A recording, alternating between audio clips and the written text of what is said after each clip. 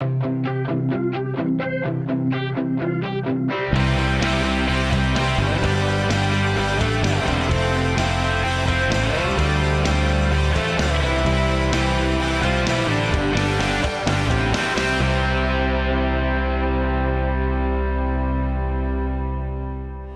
book of Romans is pretty typical of one of Paul's letters. You've got several chapters of a deep explanation of the gospel, followed by several chapters of some really intense, relevant application, joined in the middle by a single word, therefore. If you see there in Romans 12:1, it says, therefore, I urge you, brothers, by the mercies of God, to present your body a living sacrifice. Therefore is the word that connects the two sections. In other words, Paul expects that the radical changes he's about to describe in the last 5 chapters are going to flow out of the gospel that he has delved into in the first 11 chapters. Did you see it? Therefore, I appeal to you, brothers, by the mercies of God. The mercies of God, the gospel, are the basis of the changes he's describing are going to happen in your life. Verse 2, it says, do not be conformed to this world, but be transformed. Be transformed how? Transformed by the renewing of your minds. When I first heard that phrase, renewing your mind, I thought it meant like singing Christian music in your head all the time, waking up at 4 a.m., strumming, tunes on your harp, and that's what a renewed mind was like. That may be part of a renewed mind, but a renewed mind that Paul's talking about is a renewed mind in what? A renewed mind in the gospel he's just explained to you. You see, I've heard that there are 2 primary kinds of religious change. The first is mechanical change. That's change from the outside. That is how you change things that aren't alive. I came out one day when my oldest daughter was 4 years old, and she was standing in our backyard, and she had a watering can, and she was in her sandbox, and she was pouring water on the sand. And I said, sweetheart, what are you doing? And she said, well, I'm trying to make the sand grow. She said, we're almost out of sand, and I want more of it. And I was like, well, you can't water sand and make it grow. She says, but mommy waters things with this, and they grow. Now, I'm trying to explain to her that that's not how you make sand grow, because sand's not alive. The only way for there to be more sand in that sandbox is for daddy to go buy more sand and add to it. That is mechanical change. That's how religion changes you. Religion changes you externally by adding things to your life. Religion makes you really busy, doesn't it? Gives you lots of things to do, lots of places to be, lots of things to pay attention to, lots of rules to obey. And you end up feeling like you being religious is just adding a bunch of stuff to your schedule and new ways to behave. When the church that I grew up in had these little blue envelopes in the pew rack in front of you. Anybody remember those? And on there was a little record that you were supposed to indicate of what you'd done for God that week. So it was a little line like, did you read your Bible this week? And you're supposed to put a check box. Did you pray this week? Check. Did you share Christ with somebody? Check. Did you give in the offering? Check. It used to be a game to me when I was growing up, how many of those things that I could start and do by the time the offering began to when it got back to me. So I'd be like, read the Bible, check, pray, check, share Christ. My sister heard the gospel from me every Sunday for years, so I could check off that little box. And I'd give in the offering, and it was just things that I was doing. Now, you may not be a part of a church. We may not have blue envelopes in our church, but a lot of times that's how people think about walking with God. It's things that you do. It's rules that you obey, or these external changes. Well, the problem, of course, is that if you don't really want to do those things, then they become wearisome to you. You feel like God's constantly holding up in front of you a list of things that you should be doing or things that you should be doing better, and if not, he's going to punish you. And you grow weary because you're always thinking, have I done enough now to earn God's approval? God, when is enough enough? And what happens is, if anything, you start to resent God because he is holding you captive to do stuff that you don't really want to be doing, and then threatening damnation if you don't do them right. That's mechanical change. That's fundamentally different, you see, than how a tree grows. A tree grows organically. It grows from within. In organic change, your behavior changes because you change. Things that are alive bear fruit naturally because that's just what is inside of them. When the gospel changes you, when you change organically, you start to desire God and you start to desire righteousness. That's the kind of change the gospel brings into you, and that's what Romans 12 is talking about. Therefore, in light of the mercies of God, this is how your life is going to look. You're going to be transformed by renewing your mind in the mercies of God. Let me explain to you why religious change doesn't work. In order to do that, let me first delve into the nature of what's wrong with us. Romans says that our original sin was what? You know it? Our original sin was idolatry. Paul, Romans 1:23 says that our first sin was that we worshiped and served the creature more than the Creator. In the Garden of Eden, Adam and Eve's first sin was they worshiped and served the tree of knowledge of good and evil and desired that more than they desired God. Now, you might have a problem seeing that because you're like, well, I don't see them like in the Garden of Eden bowing down to the tree, oh tree, we worship you. But that's because a lot of times we don't understand what worship actually is. You worship whatever you deem to be essential for life and happiness. You worship whatever it is that you feel like you could not live without. For Adam and Eve, it was a certain kind of tree. They thought, we need the tree of knowledge of good and evil for happiness. For you and me, it might be any number of things. It could be money. It could be marriage. It could be having children. It could be the praise of others. It could be achieving a certain status at work. It could be a certain accomplishment that you make. It could be some sensual or sexual pleasure.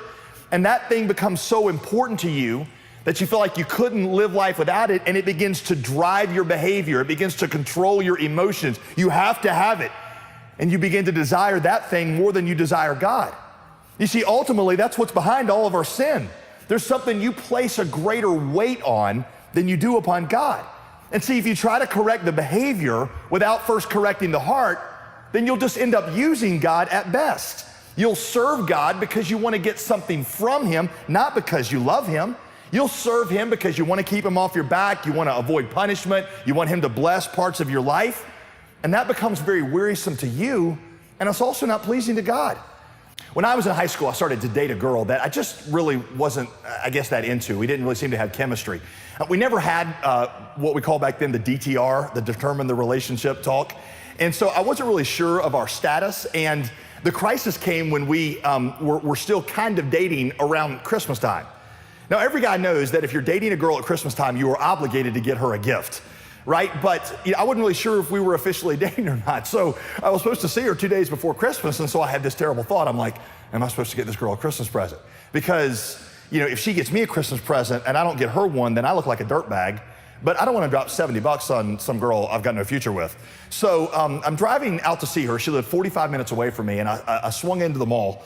And I ran in and I went into a sporting goods shop, and there I saw it.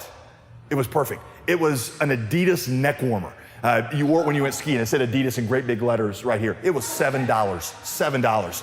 I thought, that's perfect, because that looks like it's a lot more expensive, and I'm gonna buy that, and if she gives me a Christmas present, I'm gonna give that to her, and if she doesn't give me anything, that puppy's mine. So I got it. I wrapped it up, boxed it up, put it in my back seat when nobody could see it. I drove the other 40 minutes out to see her. I go up, I knock on her door. She opens the door. First thing out of her mouth, I got you a Christmas present. I was like, I got you a Christmas present too. And she ran and went underneath her Christmas tree, and she pulls out this beautifully wrapped box. And I'm opening it up, and when I open it up, I hold up, to my horror, I could tell, I'm not a clothing connoisseur, but I could tell that was an expensive sweater. It was a top-of-the-line piece of clothing. And she's like, do you like it? I said, I love it. And she said, well, where's my gift? And I said, I left your gift at home. Of course, it's in the back seat of my car, but I'm thinking, then I get to go home, and then I get to go out and buy a new gift and mail it to her. She said, she says, we really don't have any plans tonight. My parents aren't here, so we can't stay here. So maybe I haven't seen your parents in a long time. Maybe we should drive back to your house and you could just give me the gift there. I said, that sounds like a great idea. And so we get in the car, drive 45 minutes home. I walk into my house. I told her, would you wait here for a minute? I go in to see my mother, and I'm like, Mom, do we have anything that we were going to give to, I have a younger sister who's 3 years younger than me. So do we have anything we were going to give to her that she didn't know about yet? And my mom said, she said, what? I said, I don't care, just something that costs like $50 or something. So my mom goes digging through the closet, comes up with something, puts it in a box, put this girl's name on it, takes my sister's name off, puts this girl's on. I go walking out in the thing, I'm like, here's your gift. And she opens it up, and sure enough, it's a nearly identical in level, piece of clothing. Now, let me ask, especially you girls, let me ask you a question. This is a very upstanding girl. She's very respectable. Do you think, had she known the circumstances of that gift, do you think she would have been honored and flattered to receive it? Do you think it would have brought joy to her? No. No, I mean, she would have been insulted by that. She had no idea, at least until this Bible study series has come out, and she's sitting in some living room somewhere listening to this or something, but she would not have received that, because no girl wants to receive something that is given to her out of obligation. Somehow we think God is different, that God is pleased and he's glorified when we do a bunch of stuff for him that we don't really want to be doing. That is wearisome to us. It's also not pleasing at all to God. What God desires is a heart that desires him. All right, so our original sin was idolatry.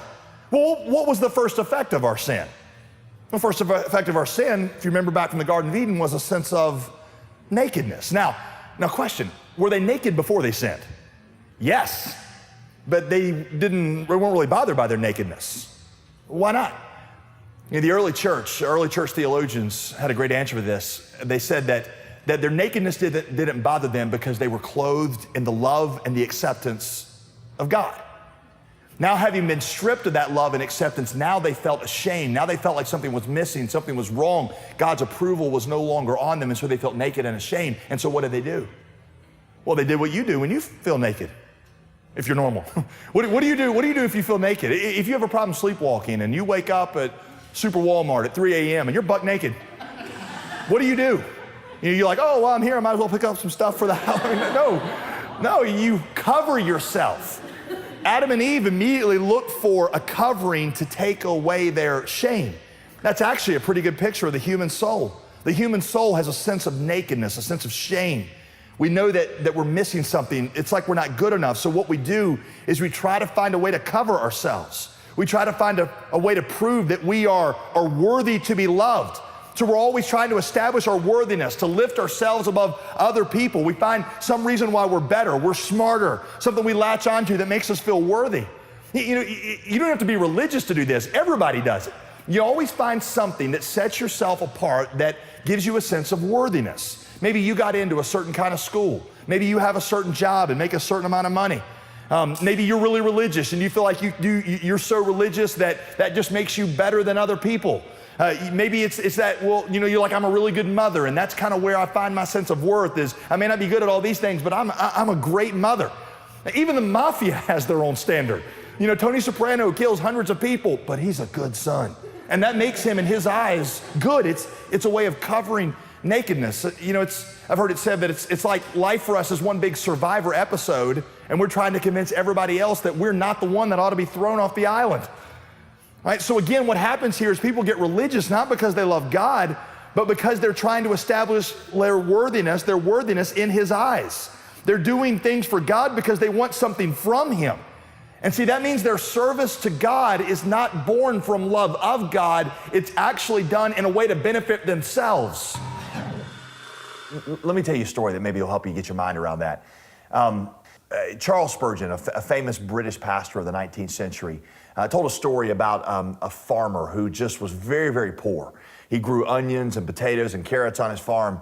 Well, one day he walked out into his garden and he saw the largest carrot he had ever seen. I don't even know how big that would be, but maybe like a carrot like 3 feet long or something. So he takes this carrot and he makes a trip to the palace where the king lives.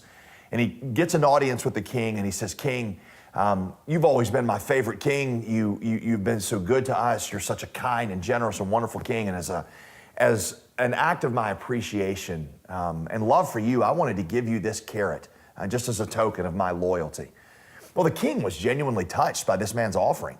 And he looked at the man and he said, "Son, I happen to own all of the property near where your farm is. And I'd actually like to give you a large portion of that property just as a gift and just because I care about you as my subject." Well, there was one of the king's noblemen was standing in the king's court there and watching all this go down. And that nobleman thought, wow, I mean, if that's what the king would give in response to a carrot, imagine what he would give for a real gift, like a horse. So that night, the nobleman went out and found the most beautiful horse he'd ever seen. A big, majestic horse. And the next day, he marches that thing into the king's presence, and he says, "King, oh king, I love you so much, and it's been such a joy and a privilege to serve you all these years. And as a token of my appreciation, I wanted to give you this large horse to show you how much I cared about you and how loyal I am to you."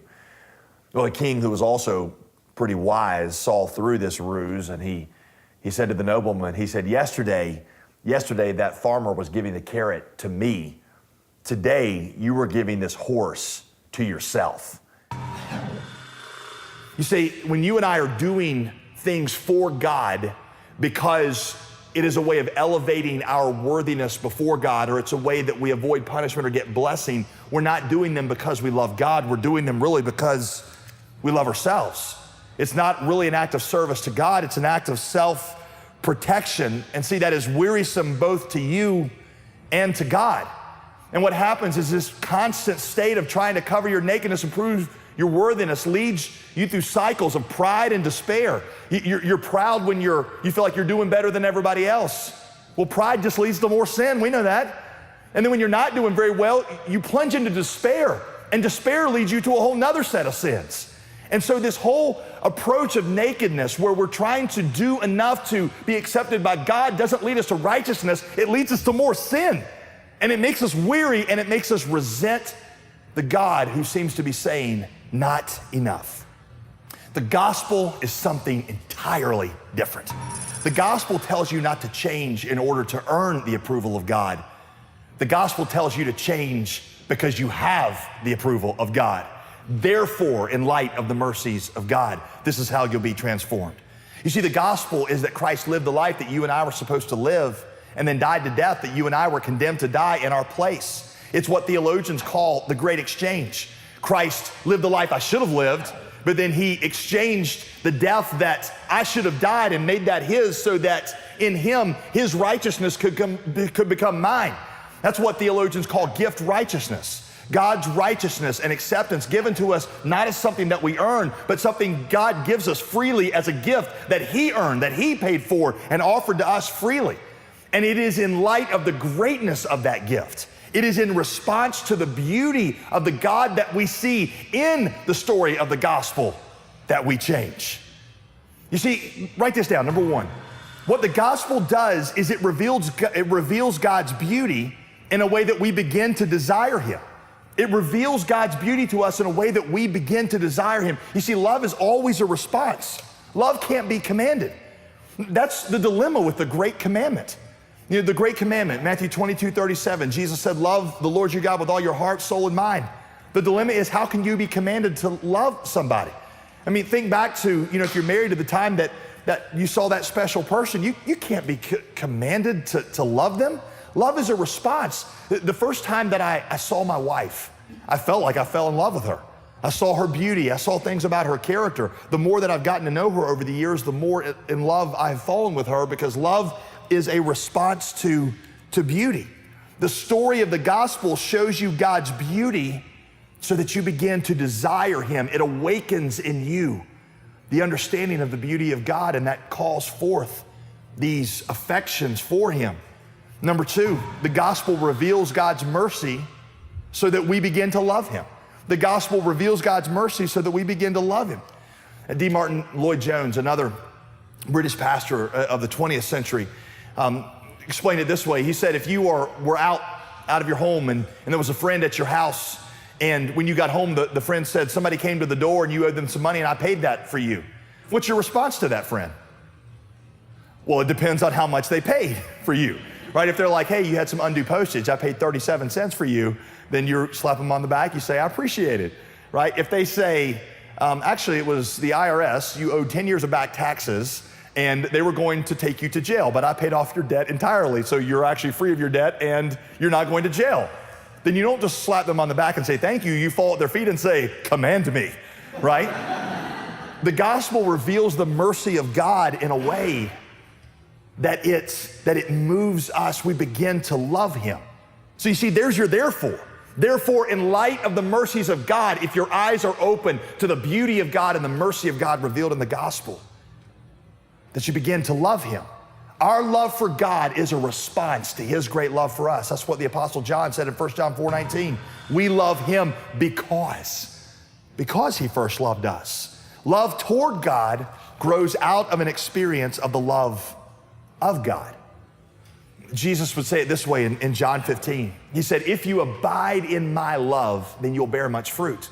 The word abide is the Greek word meno, which literally means to make your home in. If you'll make your home in my love, if you'll rest in my love, then spiritual fruit will come from you as naturally as roses do on a rose bush.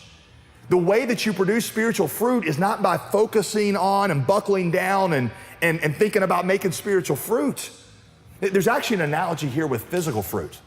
I mean, think about it. When a man and woman conceive physical fruit, a child, when they conceive that child, they're not thinking about the mechanics of making that child.